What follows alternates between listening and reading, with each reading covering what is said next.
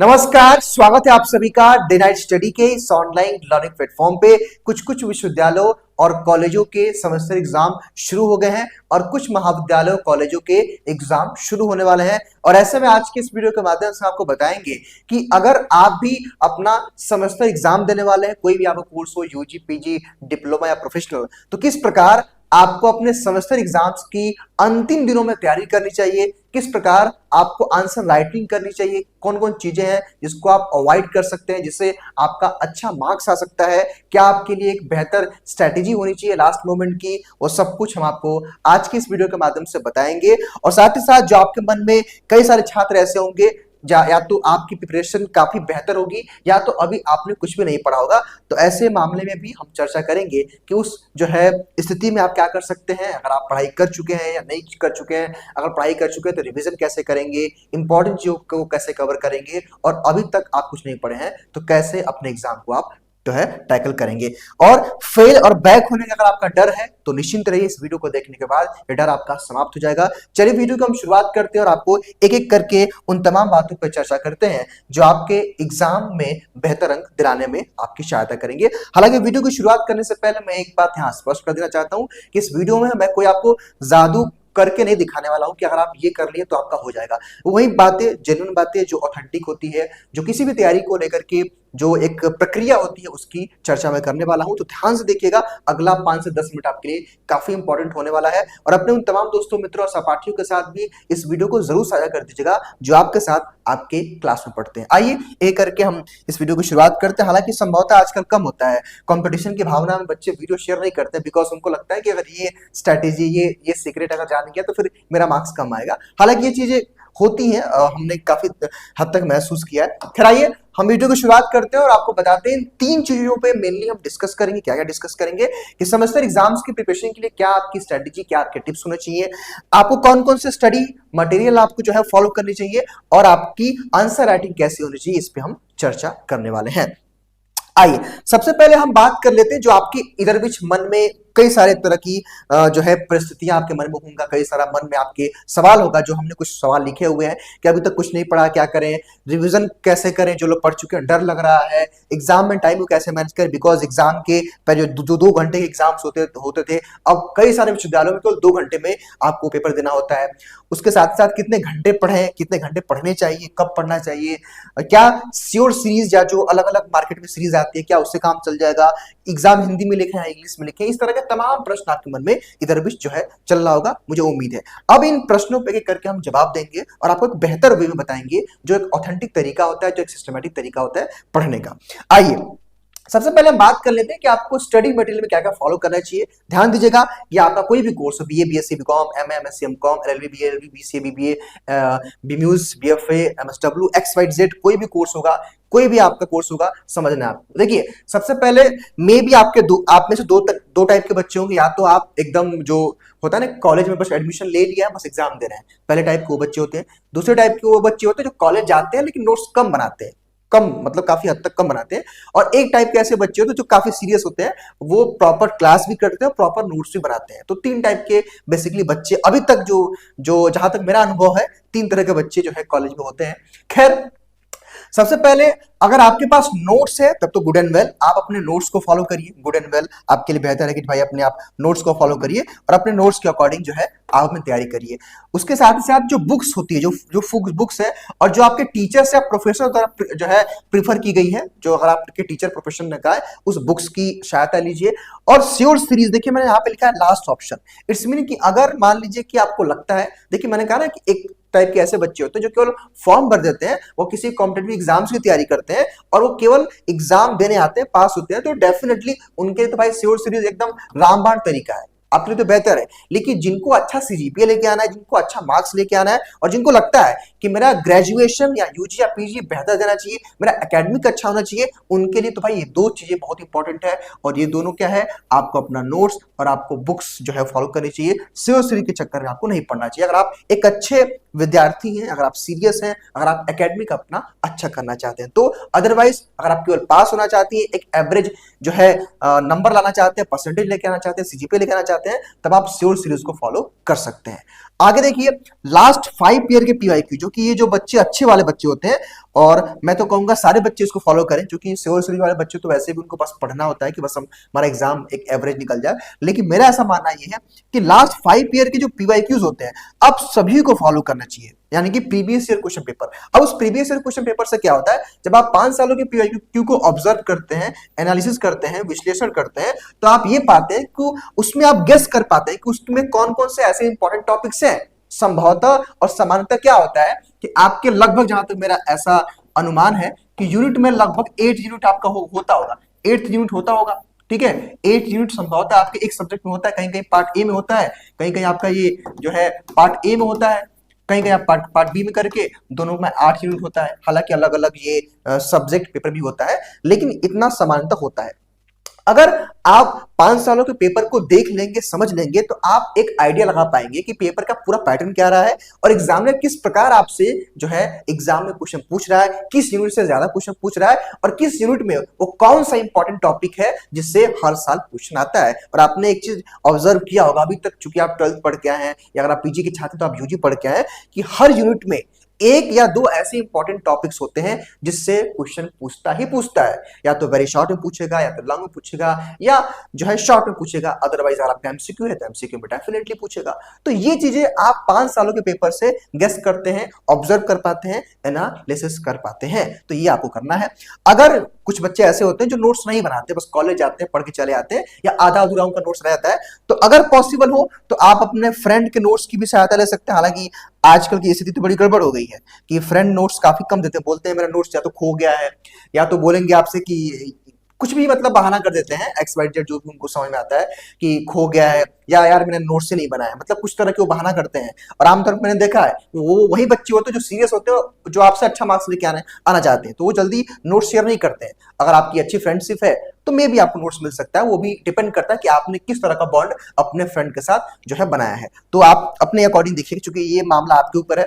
अगर लगता है कि हाँ ये मेरा दोस्त अच्छा है, या मेरा दोस्त जो भी अच्छी है, अगर इसका नोट्स अच्छा है तो आप उसकी सहायता ले सकते हैं। हालांकि मेरा सुझाव रहेगा कि मेक्स योर आउन नोट्स, और अपने खुद के नोट्स से पढ़ना बहुत इंपॉर्टेंट है एग्जाम में। अगर अभी भी आप नोट्स नहीं बनाए हैं तो आप नोट्स बना के पढ़िए, क्योंकि अगर आप एक बार नोट्स बना के पढ़ लेंगे तो चीजें आपके लिए आसान हो जाएंगे। ठीक है, तो ये स्टडी मटेरियल आपको फॉलो करना है, इससे ज्यादा कुछ नहीं करना। अगर इसके अलावा चूंकि हमारे YouTube पे अगर हम बात करें तो हमारे यहाँ तो बीकॉम की पढ़ाई चलती है, बीकॉम की पढ़ाई चलती है और बीएससी की पढ़ाई चलती है, दो चीज चलती है। तो आप हमारे डीएनएस यूजी क्लास की सहायता इस मामले में ले सकते हैं। मैं आपको दिखा देना चाहता हूँ, क्योंकि पहले आप देख लीजिए ज्यादा बेहतर होगा।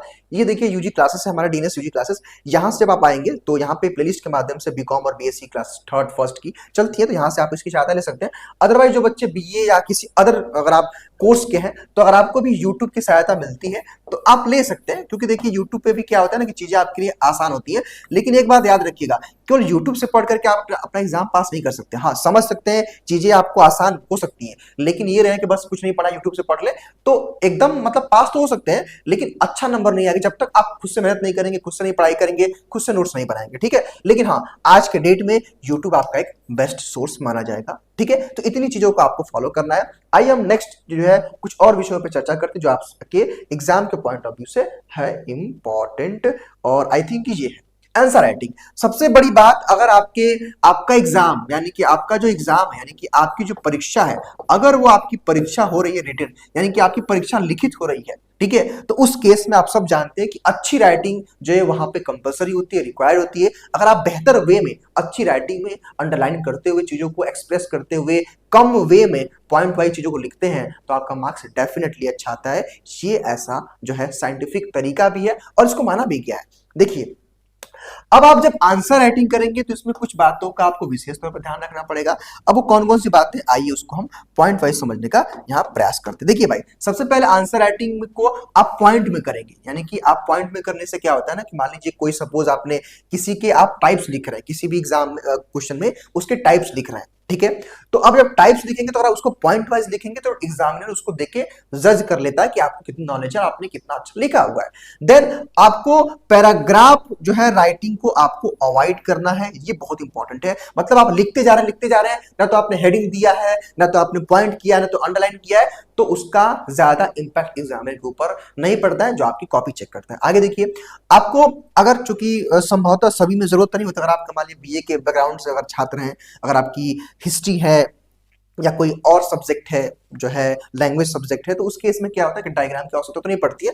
लेकिन जो बच्चे जैसे अगर आपका संभवतः ज्योग्राफी में या फिर जो है साइकोलॉजी में या इकोनॉमिक्स में कुछ डायग्राम्स की जरूरत पड़ती है, या अगर हम बात करें बीएससी में बॉटनी में जूलॉजी में जरूरत पड़ सकती है, कहीं कहीं पड़ती है, तो कहीं कहीं अगर डायग्राम की रिक्वायरमेंट है आपके सब्जेक्ट में तो डायग्राम को अच्छे से बनाइए और उसको लेबल्ड करिए। लेबल्ड का मतलब उसको अच्छे से मिलाइए और उसके सारी चीजों को ब्रांचेस को लिखिए वहां पे बेहतर तरीके से। Then underline your examples and headings. तो देखिए भाई, आप हेडिंग, आप जानते ही हैं कि हेडिंग का कितना बड़ा रोल होता है आपके एग्जाम में, तो हेडिंग देना अच्छे से, और अगर कुछ पॉइंट लिखे इंपॉर्टेंट तो उसको नीचे से अंडरलाइन कर दिया। मतलब कोई ये पॉइंट समझिए है, इसको अपने से अंडरलाइन कर दिया, तो इससे क्या होता है एग्जामिनर का ना नजर इसी पड़ता है। अगर आप अच्छा लिखे तो समझ जाता है कि आपकी कितनी अच्छी नॉलेज है और आपने पूरे पेज में क्या लिखा हो वो जज कर लेते। बिकॉज देखिए सच्चाई ये है, आप कहीं से पता करिएगा कि जो भी आपकी, या तो आपके एग्जाम में 24 पेज होता होगा, या तो 26 पेज होता होगा, या 28 पेज होता। सच्चाई में बता रहा हूं कि पूरे पेज को कोई नहीं पढ़ता। अगर पूरे पेज को कोई भी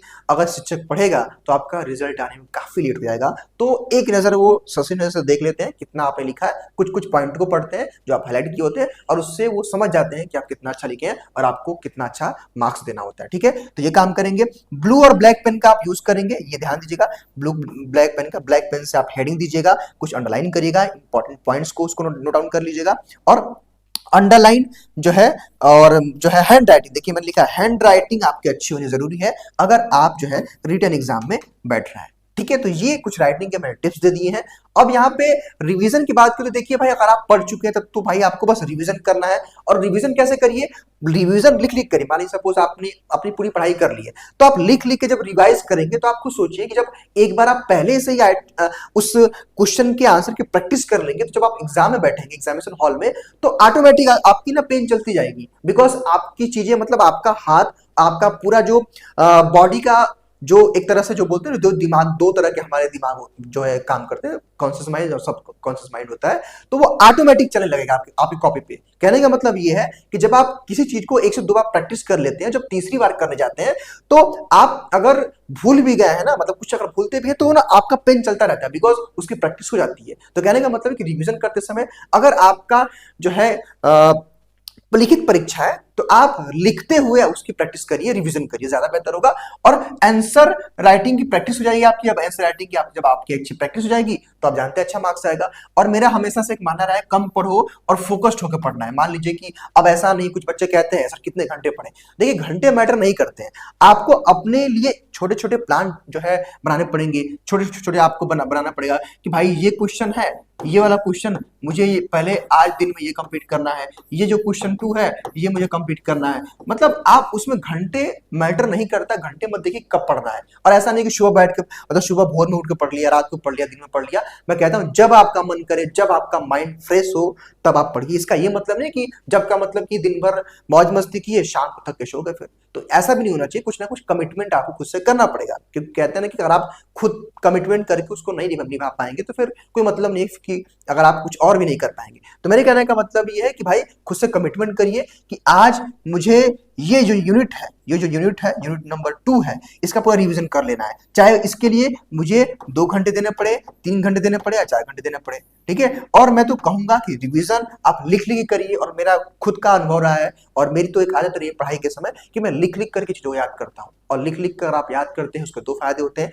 लिख लिख के एक आपकी अच्छी प्रैक्टिस होती है, लिखने से राइटिंग अच्छी होती है और चीजें अच्छी तरीके से लर्न हो जाती हैं। तो आप इस तरीके को अपना सकते हैं, मेरा ऐसा मानना है, बाकी आपके ऊपर है। ठीक है, तो ये चीजें आपको बढ़िया तरीके से करना है, बस इतना ही है। और ज्यादा मैं आपको कुछ नहीं कहना चाहूंगा।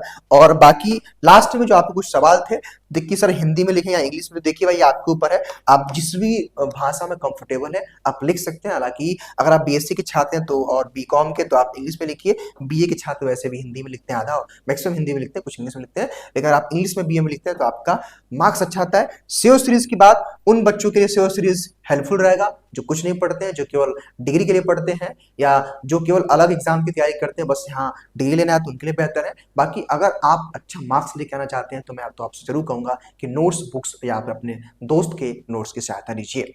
एग्जाम में टाइम को मैनेज करने का एक ही तरीका है कि बार बार आप उस पेपर को या कह लें उस क्वेश्चन को लिख लिख करके प्रैक्टिस करिए कि इस क्वेश्चन को मैं कितने टाइम में कंप्लीट कर लूंगा। बिकॉज आप सब जानते हैं कि वेरी शॉर्ट शॉर्ट लॉन्ग तीन तरह के क्वेश्चन आते हैं, तो अगर आप टाइम बाउंड नहीं करेंगे कि किस क्वेश्चन को कितना टाइम देना है तब तक आप अच्छे से नहीं कर पाएंगे, तो इस बात का ध्यान रखेंगे।